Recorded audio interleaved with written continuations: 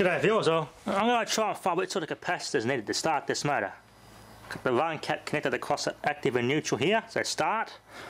Now the trick what I've done here, to make an AC capacitor, I've taken two DC capacitors and tied the negatives together. So I've got positive from the AC waveform going in, positive for the AC waveform going out, back through the motor.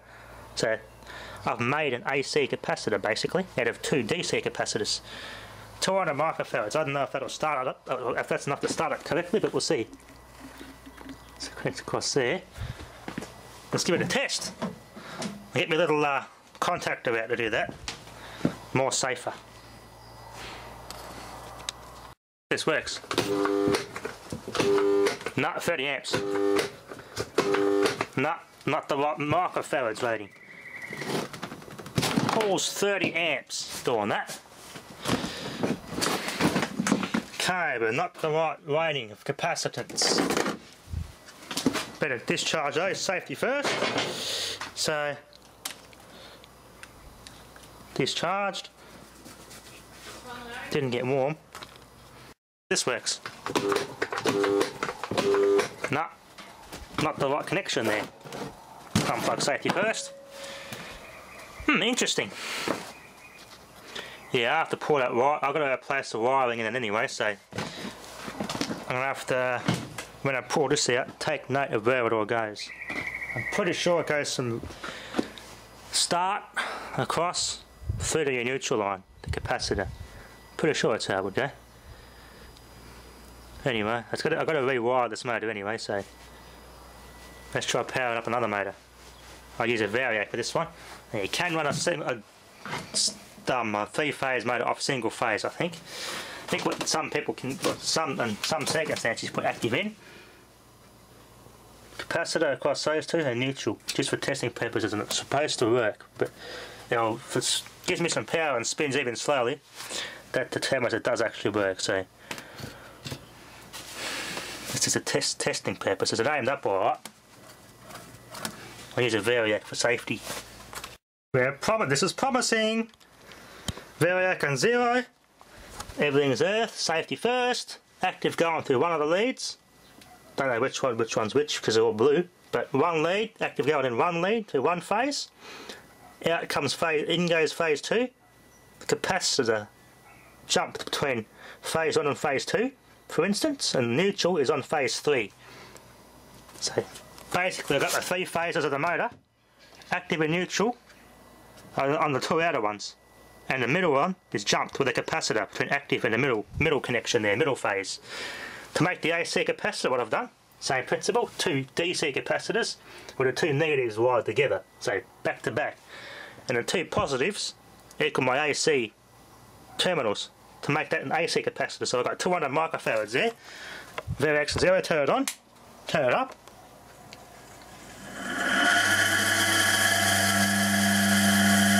I can turn up 280 volts at work here. I put on 5 amps.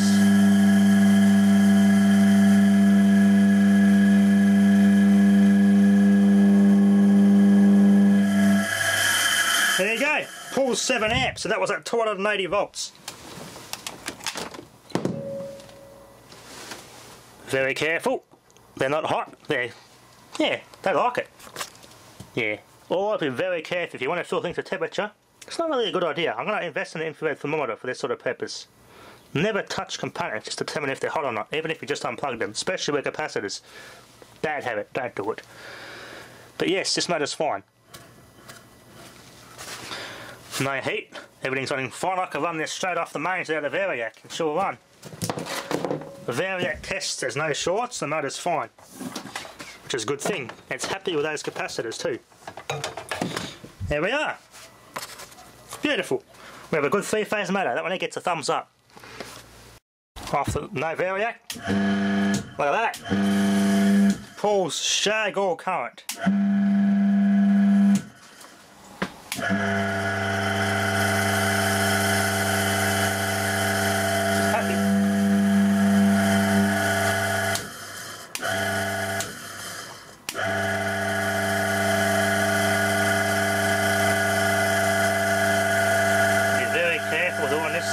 Holding the motor motor down with a sandal is probably not a good idea, but anyway, you get the idea.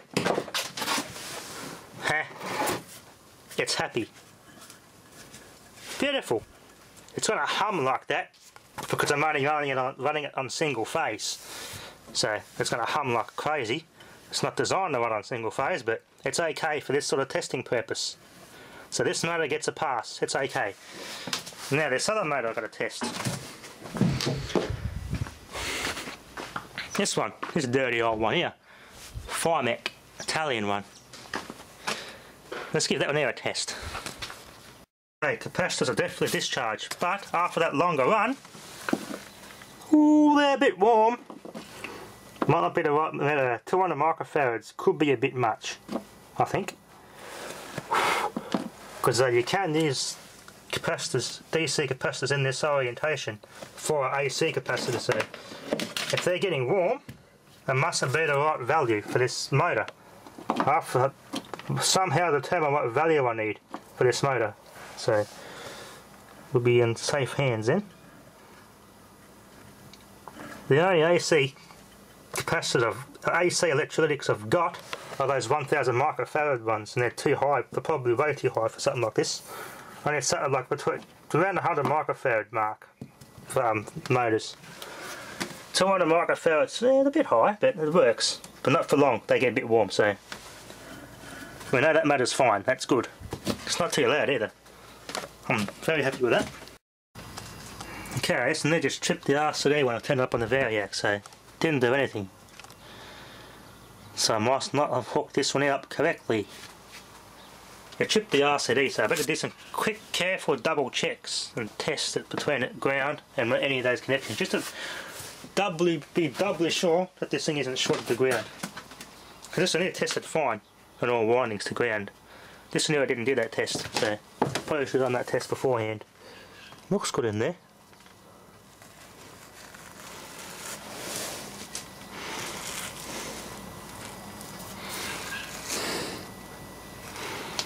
Anyway, it's all unplugged safety first. Use my fire extinguisher charged with compressed air to blow this thing out. And it works wonders.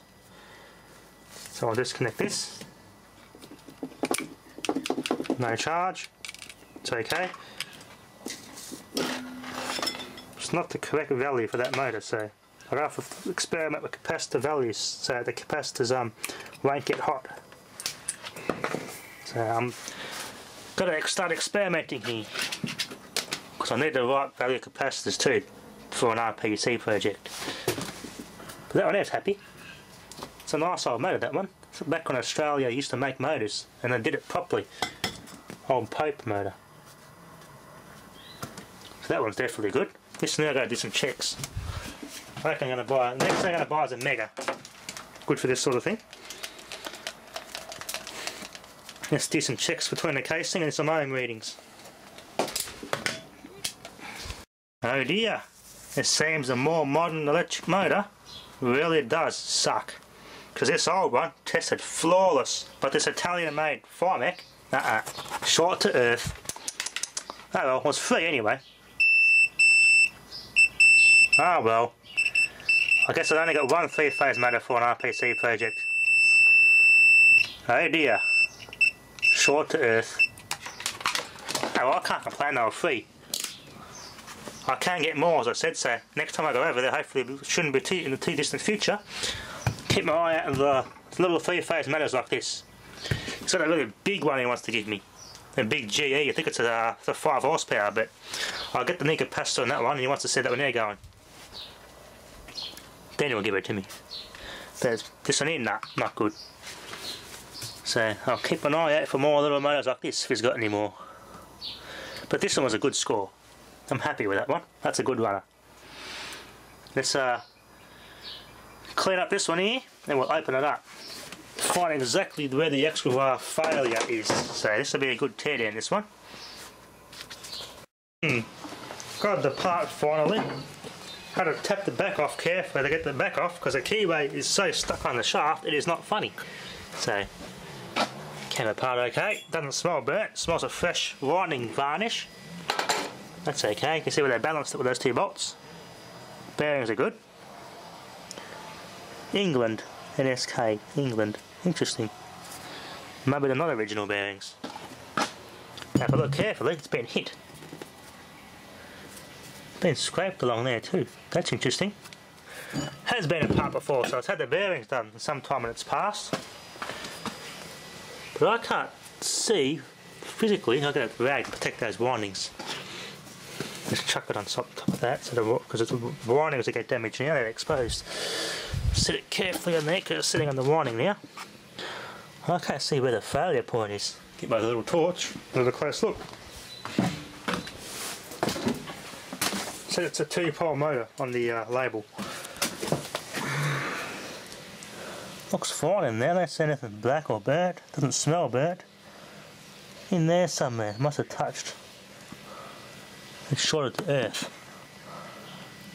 A bit of metal in there. See, it's been scraped. I wonder whoever changed the bearings. Must have been this must have been a backyarder. Because they must have changed the bearings and they must have done the quick test and just ran the rotor freely and it scraped all in there and done some damage. Maybe some metal filings got somewhere in the windings and they rattled through and just touched earth somewhere and made it trip it that way. But I can't see physically here any copper that's touching earth or this stator. It looks perfectly damn fine. That's the thing with electric motors, you can never bloody find exactly where the failure point is. I could give it a really good clean out, then soak it in some wood varnish. Hope for the best, but it may not work and it may not last. Hasn't gotten hot as such.